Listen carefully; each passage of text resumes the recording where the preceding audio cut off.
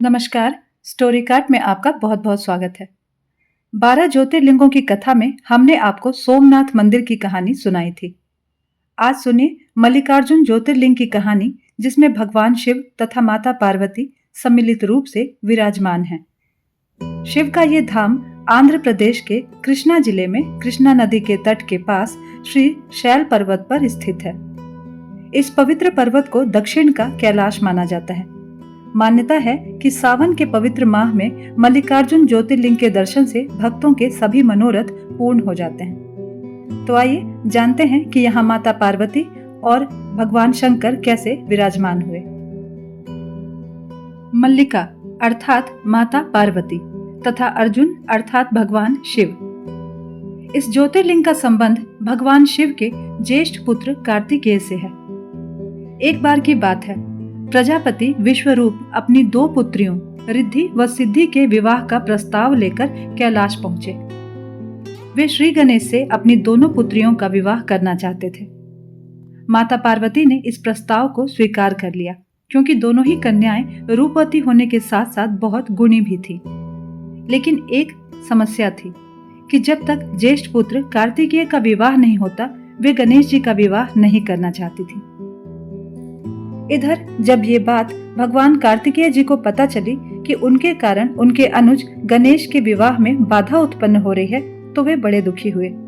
वे अपने अनुज के किसी भी शुभ कार्य में बाधा नहीं बनना चाहते थे। वे नहीं चाहते थे कि उनके कारण गणेश जी के विवाह में विलंब हो, अतः वे कैलाश से प्रस्थान कर गए। इधर जब गणेश जी को इस बात का पता चला, तो उन्होंने स्पष्ट शब्दों में कहा कि मेरा विवाह भैया की उपस्थिति में ही संपन्न होगा, अन्यथा नहीं। अब माता पार्वती तथा शिव जी बड़े परेशान हुए।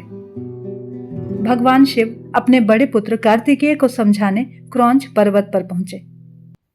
उन्होंने समझाया कि तुम्हें अपने व्यक्तिगत दायित्वों को भी पूरा करना चाहिए, जैसे कि तुम अपने बाकी कार्यों को आज तक पूरा करते आए हो, यानी असुरों से रक्षा करने का दायित्व। तब कार्तिकेय ने कहा कि अगर मैं कैलाश में रहता तो माता की दुविधा और बढ़ जाती। तब शिव जी ने उन्हें समझाते हुए कहा कि तुम्हारे कैलाश से पलायन करने से दुविधाएं और ज्यादा बढ़ गई हैं। गणेश जी का निर्णय वे कार्तिकेय को बताते हैं। गणेश तब तक विवाह नहीं करेंगे जब तक तुम विवाह में उपस्थित न हो, इसीलिए कैलाश चलो, तुम्हारी माता बहुत दुखी है तुम दोनों को दुखी देखकर। तब कार्तिकेय जी को अपनी भूल का एहसास होता है। तभी माता पार्वती भी क्रौंच पर्वत पर आ जाती हैं और कार्तिकेय को समझाती हैं कि हमसे परामर्श लिए बिना तुम यहाँ कैसे चले आए। अब कार्तिकेय का मन शांत हो चुका था। उन्होंने अपने माता पिता से क्षमा मांगी। अब माता पार्वती ने शिव जी से आग्रह किया कि हमने यहाँ इतना समय बिताया और हमारा पुत्र भी हमें यहीं पे मिला है, इसीलिए अब हम हर पूर्णमासी व अमावस्या को यहाँ आया करेंगे। तब शिव जी ने कहा कि हम सदैव यहाँ विद्यमान रहेंगे ज्योतिर्लिंग के रूप में। तो ये पहला ज्योतिर्लिंग है जिसमें भगवान शिव तथा माता पार्वती सम्मिलित रूप से विद्यमान है। एक अन्य कथानक के अनुसार क्रौंच पर्वत के समीप में ही चंद्रगुप्त नामक किसी राजा की राजधानी थी।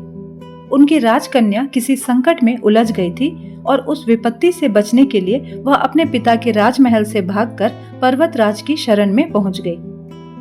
वह कन्या ग्वालों के साथ कंदमूल खाती और दूध पीती थी। इस प्रकार उसका जीवन निर्वाह उस पर्वत पर होने लगा। उस कन्या के पास एक श्यामा गौ थी, जिसकी सेवा वह स्वयं किया करती थी। उस गौ के साथ विचित्र घटना घटित होने लगी। कोई व्यक्ति छिपकर प्रतिदिन उस श्यामा का दूध निकाल लेता था। एक दिन उस कन्या ने किसी चोर को श्यामा का दूध दूहते हुए देख लिया। तब वह क्रोध में आग बबूला होकर उसे मारने के लिए दौड़ पड़ी। जब वो गौ के समीप पहुंची तो उसके आश्चर्य का ठिकाना न रहा, क्योंकि वहां उसे एक शिवलिंग के अतिरिक्त कुछ भी दिखाई नहीं दिया। आगे चलकर उस राजकुमारी ने उस शिवलिंग के ऊपर एक सुंदर सा मंदिर बनवा दिया। वही प्राचीन शिवलिंग आज मल्लिकार्जुन ज्योतिर्लिंग के नाम से प्रसिद्ध है। इस मंदिर का भली भांति सर्वेक्षण करने के बाद पुरातत्ववेत्ताओं ने ऐसा अनुमान किया है कि इसका निर्माण कार्य लगभग 2000 वर्ष प्राचीन है। इस ऐतिहासिक मंदिर के दर्शनार्थ बड़े बड़े राजा महाराजा समय समय पर आते रहे हैं।